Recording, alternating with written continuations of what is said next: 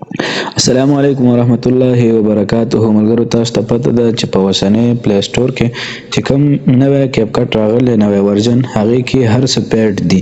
په هغې کې څومره افیکټس چې دي هغې کې څومره ټولز چې دي هغه ټول پیډ شوي دي او تاسو نشئ کولی چې په فری کې دغه ټولز او دغه هر څه استعمال کړئ. نو دغه فری پرو کیپ کټ به موږ څنګه ډاونلوډ کوو او دغه ټولز دا څومره افیکټس چې دي دا موږ په فری کې څنګه استعمالولی شو.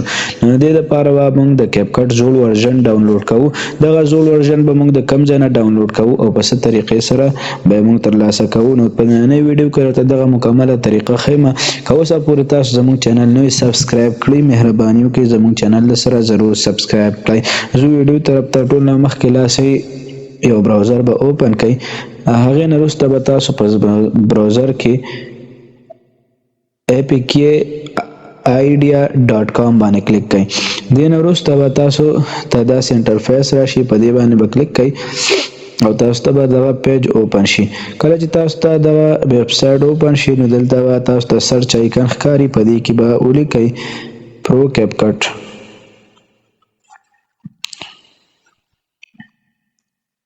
او سرچ به یې کوئ. کله چې تاسو سرچ کوئ تاسو ته به داسې انټرفیس مخې ته راشي. نو په دغه ټایټل چې کوم ده په دې باندې به کلیک کوئ کیپ کټ پرو APK ډاونلوډ. کله چې په دې تاسو کلیک کوئ نو تاسو ته به بل پیج راشي، نو هغه به تاسو داسې سکرول ډاون کوئ او بالکل اخر ته به لاړ شئ. هلته به تاسو ته ډاونلوډ بټن وي، په هغې ډاونلوډ باندې به کلیک کوئ.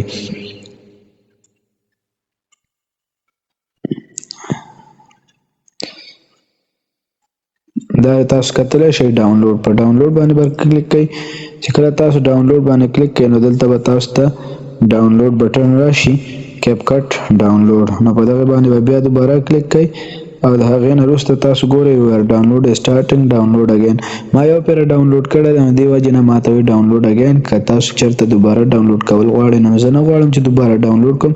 که تاسو ډاونلوډ کول غواړئ نو هلته به بیا تاسو ډاونلوډینګ شروع شي او چې کله تاسو ډاونلوډ کمپلیټ شي هغې نه وروسته به تاسو څه کوئ اوپن به کوئ او انسټال به کوئ. د انسټال کولو نه وروسته تاسو ته زه دغه کیپ کټ ښیم. ګوره تاسو کیپ کټ کولاو که نو دلته تاسو ته ټول هغه ټولز او هغه افیکټس چې په نوي ورژن کې پیډ دي هغه دلته موږ په فری کې استعمالولی شو. لکه مثال د خبرې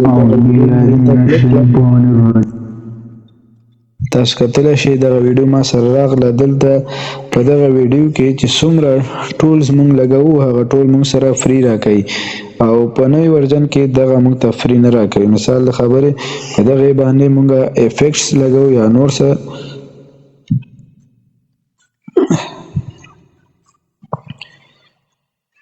ویډیو کوالټي چې کوم ده هغه HD ته اړوئ.